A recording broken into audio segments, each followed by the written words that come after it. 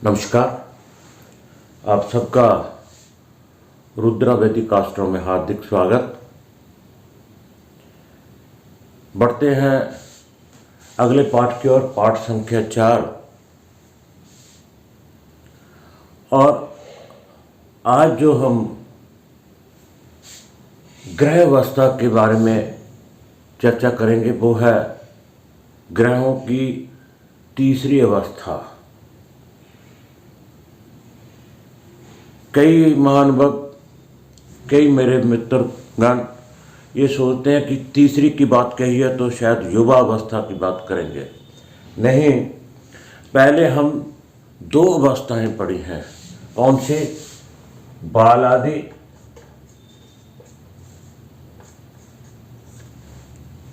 जागृत आदि। आज पढ़ेंगे हम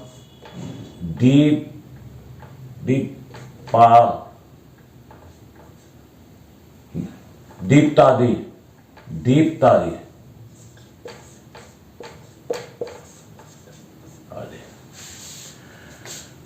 बाल आदि में हमने 5 अवस्थाएं जानी: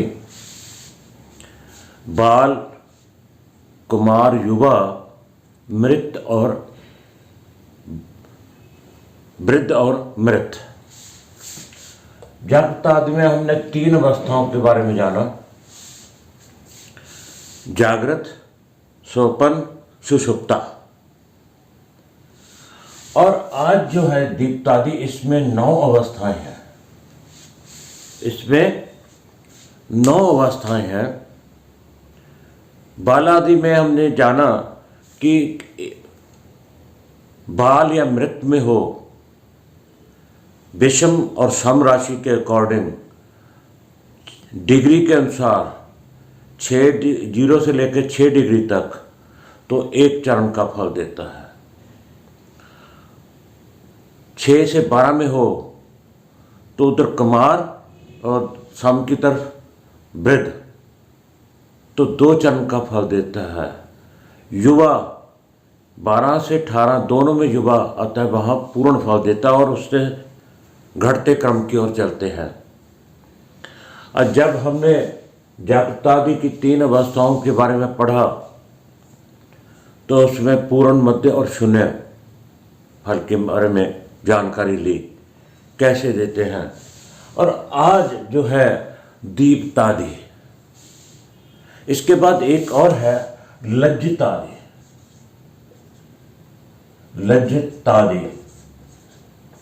इसमें भी 6 अवस्थाएं होती हैं।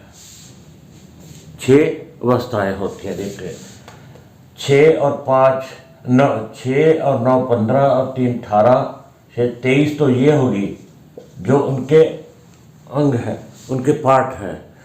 4 अवस्थाएं ये हैं, इनके आगे 23 अवस्थाएं हैं। एक्चुअली 4 अवस्थाएं हैं: बालदादि, जागृतादि, दीपादि और लज्जितादि। और उनके आगे ये 23 अवस्था है जिनमें से हमने 8 पढ़ ली और 9 के बारे में आज चर्चा करेंगे। ये कह देना कि ग्रह की 5 अवस्थाएं होती हैं तो आप सिर्फ बाल आदि अवस्था की बात करते हैं, बस उसी में समेट कर रख देना ज़्यादा फलदायक नहीं है। थोड़ा और गहराई से जाकर विचार करना चाहिए विद्वानों का, अगर आप रिजल्ट अच्छा चाहते हैं।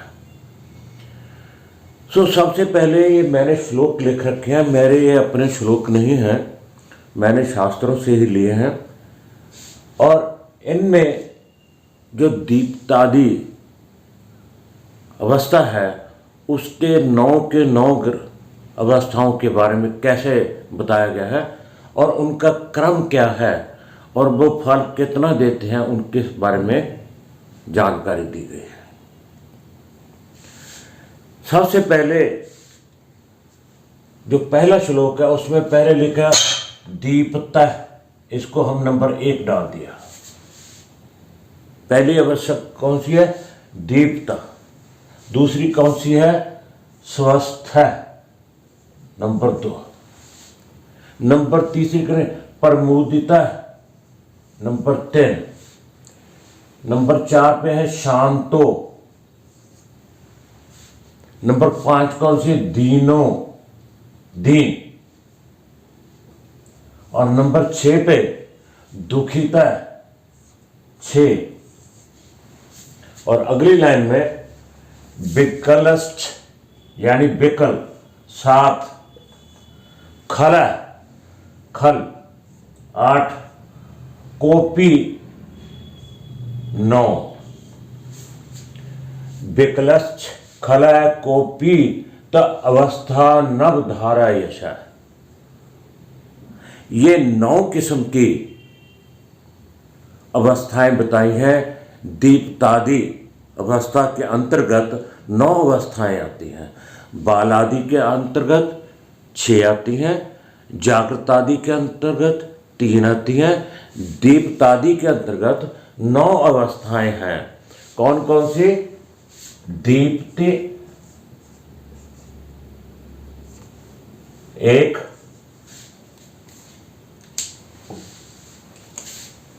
नंबर 2 पे है स्वस्थ, स्वस्थ। तीसरी है प्रमुदित, जिसे मुदित भी कह देते हैं,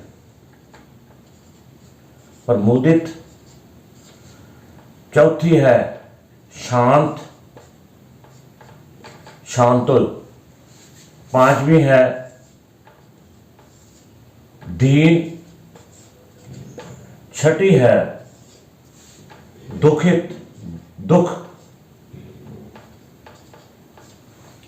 7वीं है विकल।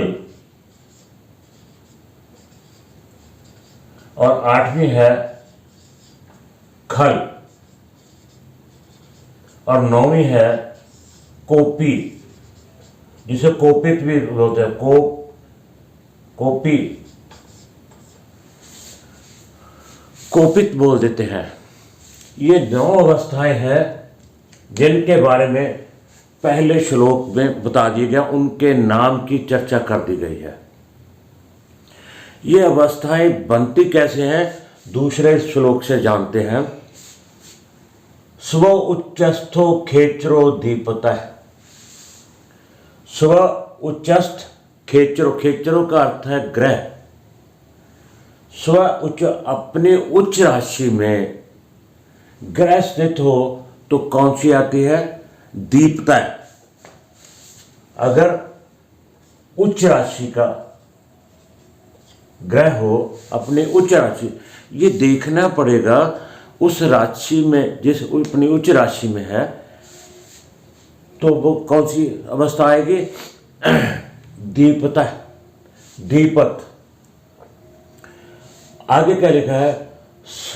स्वरक्षे स्वस्थो, स्वरक्षे। अगर अपनी स्वय राशि का हो तो कौन सी है? स्वस्थ। दूसरी स्वस्थ अवस्था जो है वो आ जाती है। आगे बोला है अधिमित्र भय मुद्दितो। अधिमित्र भय, अधिमित्र आप समझते होंगे, मित्र राशि तो होती है, मित्र के होता है। अधिमित्रो, जब हम मैत्री चक्र पढ़ते हैं, कौन मित्र है कौन शत्रु है, तत्कालिक और नैसर्गिक दोनों को मिलाकर हम कहते हैं भी ये अति मित्र है। यहां लिखा गया अति मित्र है। जब वो नैसर्गिक तौर पर भी मित्र हो और तत्कालिक तौर पर भी मित्र हो तो अधिमित्र हुआ। तो कौन सी अवस्था आती है? अधिमित्र भे मुदितो। फिर कौन सी बात आती है? प्रमुदित, जिसे कहते हैं अधिमित्र। कोई अधिमित्र, अगर कोई ग्रह अपने नैसर्गिक तौर पे तो मित्र है ही है, तत्कालिक तौर पे भी मित्र हो जाए तो वो कौन सी अवस्था है? प्रमुदित अवस्था में आ जाता है। और उसके बाद क्या बोला है? मित्र वे शांति। शांत कहाँ आ गया? अगर मित्र की राशि, अगर मित्र की राशि में है तो शांत। यदि मित्र है, अगर यदि मित्र है तो प्रमोदित, अगर मित्र की राशि में है तो शांत अवस्था में है। और उसके बाद समभेदहीन, अगर सम राशि में है, सम ग्रह की राशि कौन सी होगी? जैसे मंगल है उसके लिए शुक्र, वो भी उसे सम मानता है, वो भी उसे सम मानता है। तो सम राशि में हो तो दीन अवस्था में है। सम राशि समभेदहीन उच्चते शत्रु भेद दुखितो, अगर शत्रु की राशि में है तो दुख अवस्था में है। शत्रु के राशि में है तो दुख अवस्था में।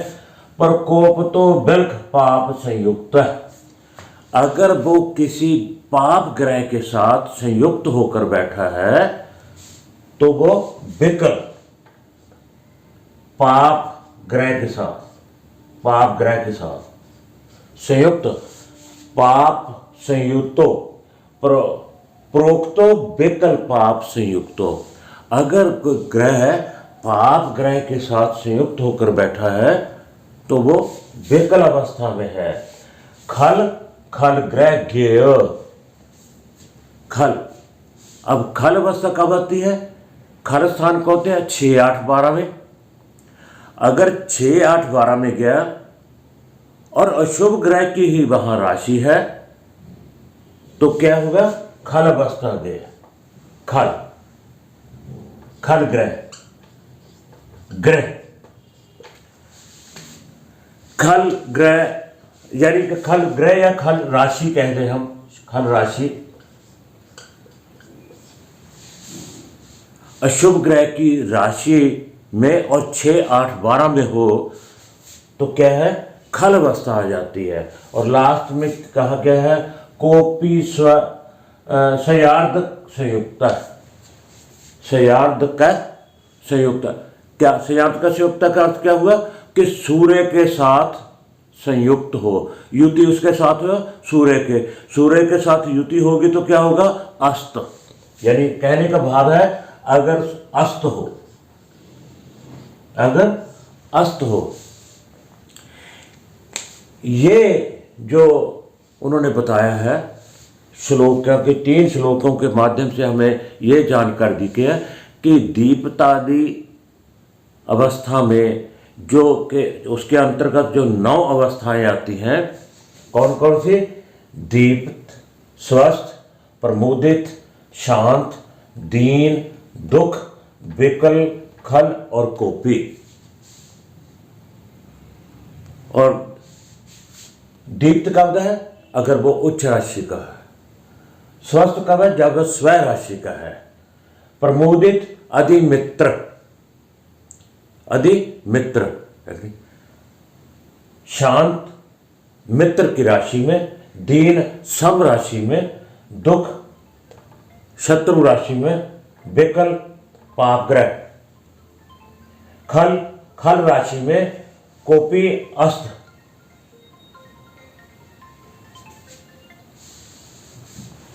अस्त हो। तो क्या होता है? ये 9 की 9 के बारे में हमें जानकारी दी गई है। 9 की 9 के बारे में हमें जानकारी दी गई है। अब देखना यह है कि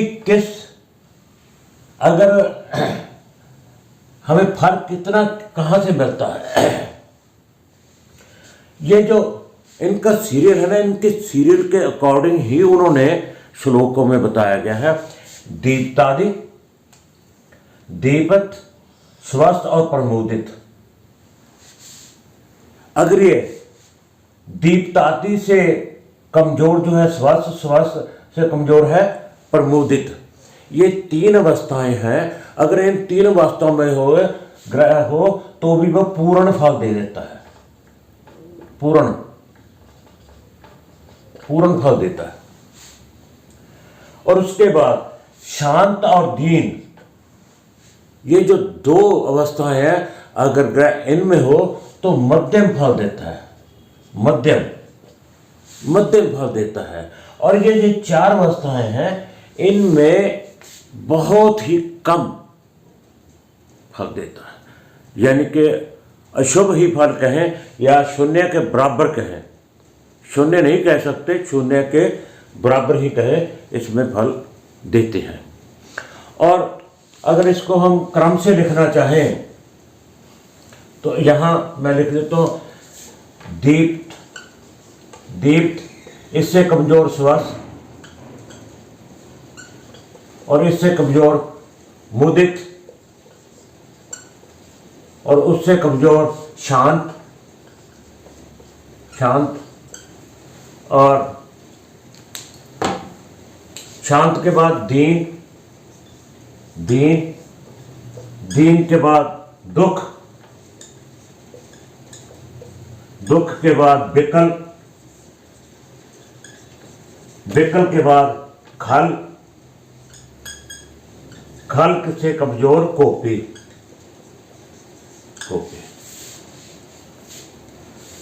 तो ऐसे घटते क्रम की ओर ही है, इसी प्रकार ही इन्होंने श्लोकों में दिया गया है। तो इस वीडियो में इतना ही। इनमें कैसे कैसे फल देते हैं, क्या क्या फल देते हैं, अगली वीडियो में। माफ़ी चाहूँगा, थोड़ी तबीयत ठीक ना होने के, आवाज़ ठीक ना निकलने के कारण अगर कोई शब्द ऊंचा नीचा निकल गया हो तो क्षमा याचना। तो अगली वीडियो में मैं ये कोशिश करूँगा कि दीप्त आदि में अगर कोई ग्रह हो तो कैसे फल करता है, स्वस्थ में हो कैसे प्रबोधित हो, अकेले स्थिति के बारे में हम जानकारी देंगे। सो इस बात में इतने, कृपया मेरी वीडियो को लाइक शेयर और सब्सक्राइब जरूर कीजिएगा। आप सबका बहुत बहुत धन्यवाद।